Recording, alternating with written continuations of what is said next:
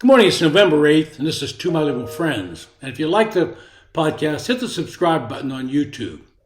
Well, the Democratic Party has to do some major reflection. This was an election where Democrats thought they had seized the lead. Polls showed Harris either tied with Trump or slightly leading. They started reading their own press clippings. They cheered on by liberal media. But when the votes were counted, things did not turn out the way they thought they would. And in fact, the numbers were so resoundingly bad for them that they were left stunned and bewildered. Now, they can engage in the blame game and point out all the problems with Biden and mistakes made by the Harris campaign, like choosing Waltz over Shapiro. But in the end, that would only mean they failed to grasp what the problem really is when it comes to winning elections. I would simply tell them to look in the mirror and they would see the problem. It's themselves. When Joe Biden was elected in 2020, it was a razor-thin win for him. And Democrats controlled both the House and Senate.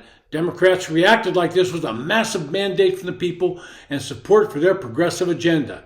The nation was still suffering from the COVID pandemic, and Biden acceded to the wishes of people like Dr. Fauci and basically shut down the economy. The result of this was massive relief spending that Democrats engaged in, sending out stimulus checks without any consideration if individuals actually needed the money.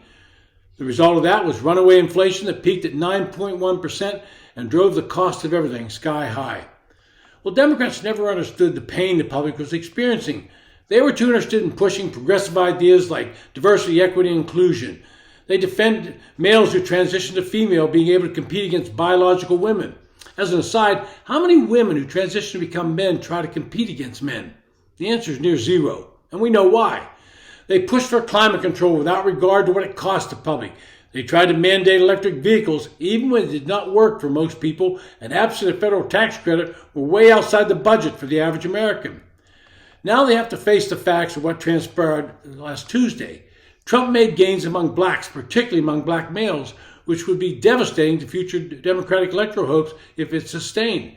For years, Democrats have counted on winning overwhelming majority among black voters. Republicans have long hoped they could just get into double digits, thereby blunting the Democratic dominance among that voting bloc. This year they did it, gathering 13% of the black vote. Similarly, the Jewish vote, 3/4 of which typically goes to Democratic presidential candidates, also shifted. Democrats still won a majority of Jews, but Republicans got 32% of the Jewish vote, which, again, eats into Democrats' expected margins in ways that would be hard for them to overcome.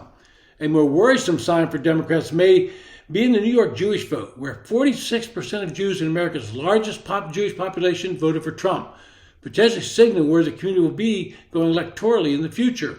We'll have to see. Most devastating of all the shifts was probably the Hispanic vote.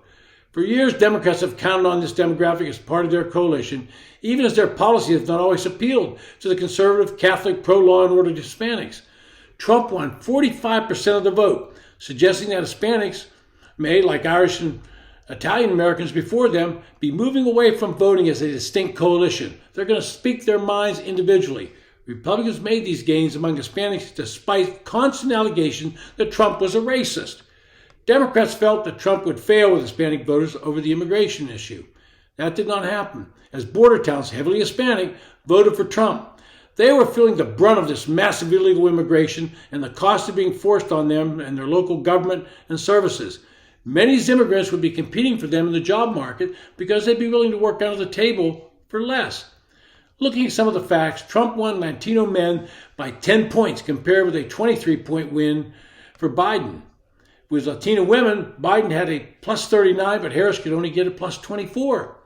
In Miami-Dade County, Trump won by 11 points, becoming the first Republican to win this in this heavily Hispanic district since 1988. Starr County, Texas, the most Hispanic county in the country, and Trump won by 15 points compared to losing it by 60 points in 2016 and 5 points in 2020. That county was shifting their way. What the Democratic Party has devolved into is one that campaigns to white liberal elites who live in urban areas. This voting group supports their progressive agenda, in many cases a source of campaign contributions. They have become social issue driven with little concern for the bread and butter issues that face the average family. Abortion became their rallying cry, and they falsely assumed that women would become a single issue voter. Women can think for themselves beyond one issue. Now, I'm a moderate Republican. I don't agree with everything that Donald Trump says or proposes, but I also acknowledge that he has that innate ability to connect to the common man, the working man. He talked about issues that affect them every day, while Harris spoke of joy and opportunity that lacked any real context. Going forward, I don't know who will rise to the leadership of the Democratic Party. Will Barack Obama still be the wizard behind the curtain, or has his star faded with this landslide Republican victory? Will it be Pete Buttigieg, Secretary of Transportation, or will it be one of the Democratic governors, Gavin Newsom in California, Josh Shapiro in Pennsylvania, or Gretchen Whitmer in Michigan? Those are the names that come up at first, and I don't see anyone in the Congress building a coalition to grab that title. No matter who is the next nominee, if they run on the same platform as Harris with all the progressive ideas, they will probably meet the same fate. This has been To My Liberal Friends. Thanks for listening. And again, if you enjoy the podcast, hit the subscribe button.